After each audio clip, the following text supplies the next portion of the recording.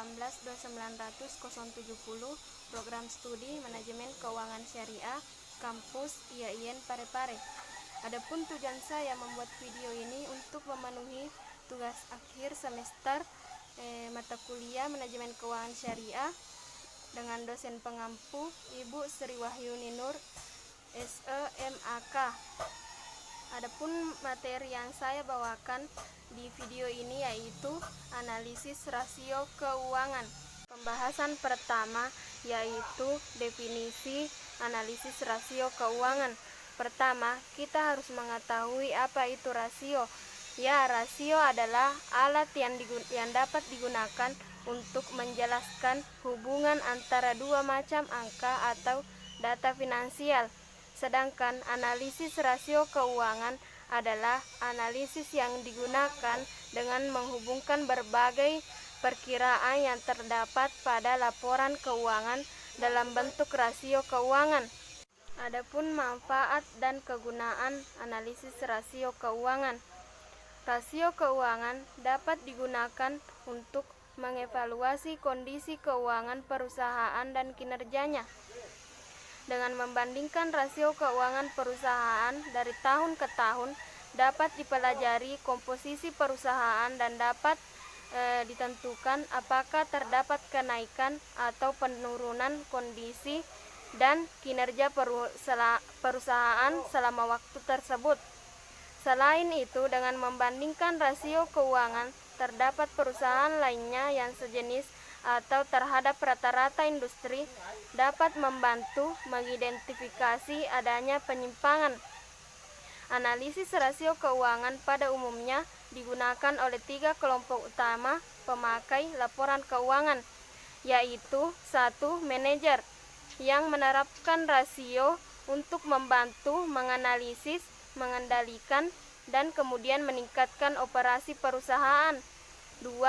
Analis kredit, termasuk petugas pinjaman bank dan analis peringkat obligasi yang menganalisis rasio-rasio untuk membantu memutuskan kemampuan perusahaan untuk membayar utang-utangnya. Dan yang ketiga, analis saham yang tertarik pada efisiensi, risiko, dan prospek pertumbuhan perusahaan. Adapun jenis-jenis rasio keuangan yaitu 1. Rasio likuiditas. Rasio likuiditas adalah rasio yang menggambarkan kemampuan perusahaan dalam memenuhi kewajiban utang jangka pendek.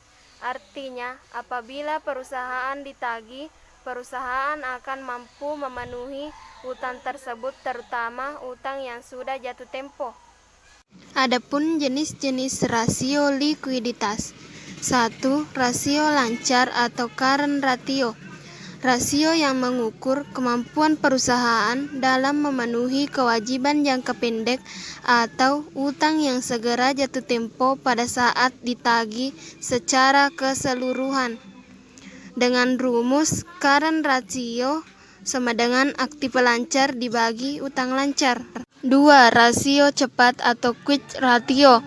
Rasio yang menunjukkan kemampuan perusahaan dalam memenuhi atau membayar kewajiban utang lancar atau jangka pendek dengan aktiva lancar tanpa memperhitungkan nilai persediaan atau inventory. Artinya, nilai persediaan diabaikan. Dengan rumus quick ratio sama dengan aset lancar dikurang persediaan dibagi utang lancar. 3. Rasio kas atau kas ratio. Rasio untuk mengukur seberapa besar uang yang benar-benar siap untuk digunakan membayar utangnya. Dengan rumus kas ratio sama dengan kas ditambah utang bank dibagi utang lancar. 4. Rasio perputaran kas. Rasio perputaran kas berfungsi untuk mengukur tingkat kecukupan modal kerja perusahaan yang dibutuhkan untuk membayar tagihan dan membiayai penjualan. Dengan rumus perputaran kas sama dengan penjualan bersih dibagi aset lancar dikurang utang lancar. 2. Rasio solvabilitas. Rasio solvabilitas adalah rasio yang digunakan untuk mengukur sejauh mana aktiva perusahaan dibiayai dengan utang. Artinya, berapa besar beban utang yang ditanggung perusahaan dibanding dengan aktivanya. Jenis-jenis rasio solvabilitas yaitu 1. Debt to asset ratio. Rasio yang digunakan untuk mengukur perbandingan antara total utang dengan total aktiva dengan rumus debt to asset ratio sama dengan total utang dibagi total aktiva. 2. Debt to equity ratio. Rasio yang digunakan untuk menilai utang dengan ekuitas. Rasio ini dicari dengan cara membandingkan antara seluruh utang termasuk utang lancar dengan seluruh ekuitas dengan rumus debt to equity ratio sama dengan total utang dibagi ekuitas.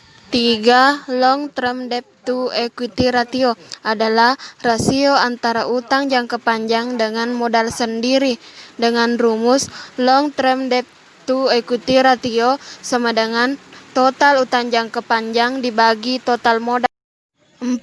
Times interest earned yaitu rasio untuk mencari jumlah kali perolehan bunga dengan rumus tim interest earned sama dengan EBIT dibagi biaya bunga. 3. Rasio aktivitas. Rasio aktivitas merupakan rasio yang digunakan untuk mengukur efektivitas perusahaan dalam menggunakan aktiva yang dimilikinya, atau rasio yang digunakan untuk mengukur tingkat efisiensi atau aktivitas pemanfaatan sumber daya perusahaan. Adapun jenis-jenis rasio aktivitas yaitu 1. Rasio perputaran piutang. Rasio yang digunakan untuk mengukur berapa lama penagihan piutang selama satu periode atau berapa kali dana yang ditanamkan dalam piutang berputar dalam satu periode dengan rumus perputaran piutang sama dengan penjualan dibagi piutang. 2. Rasio perputaran persediaan. Rasio yang digunakan untuk mengukur berapa kali dana yang ditanamkan dalam persediaan berputar dalam satu periode dengan rumus perputaran persediaan sama dengan harga pokok barang yang dijual dibagi persediaan. 3. Rasio perputaran modal kerja yaitu rasio untuk mengukur atau menilai keefektifan modal kerja perusahaan selama periode tertentu dengan rumus perputaran modal kerja sama dengan penjualan bersih dibagi modal kerja. 4. Rasio perputaran aktiva yaitu rasio yang digunakan untuk mengukur perputaran semua aktiva yang dimiliki perusahaan dan mengukur berapa jumlah penjualan yang diperoleh dari tiap rupiah dengan rumus perputaran aktiva sama dengan penjualan dibagi total aktiva. 4. Rasio profitabilitas. Rasio profitabilitas merupakan rasio untuk menilai kemampuan perusahaan dalam mencari keuntungan. Pengguna rasio ini untuk menunjukkan efisiensi perusahaan. Adapun jenis-jenis rasio profitabilitas yaitu 1. Rasio profit margin. Profit margin on sales ratio merupakan salah satu rasio yang digunakan untuk mengukur margin laba atas penjualan dengan rumus net profit margin sama dengan earning after interest and tax atau EBIT dibagi sales. 2. Rasio hasil pengembalian investasi merupakan rasio yang menunjukkan hasil retur atas jumlah aset yang digunakan dalam perusahaan dengan rumus return on investment sama dengan earning after interest and tax dibagi total aset. 3. Hasil pengembalian ekuitas adalah rasio untuk mengukur laba bersih sesudah pajak dengan modal sendiri dengan rumus Return on equity sama dengan earning after interest and tax dibagi equity. 4. Rasio laba per lembar saham merupakan rasio untuk mengukur keberhasilan manajemen dalam mencapai keuntungan bagi pemegang saham. Dengan rumus laba per lembar saham sama dengan laba saham biasa dibagi saham biasa yang beredar. Baik, itulah materi dari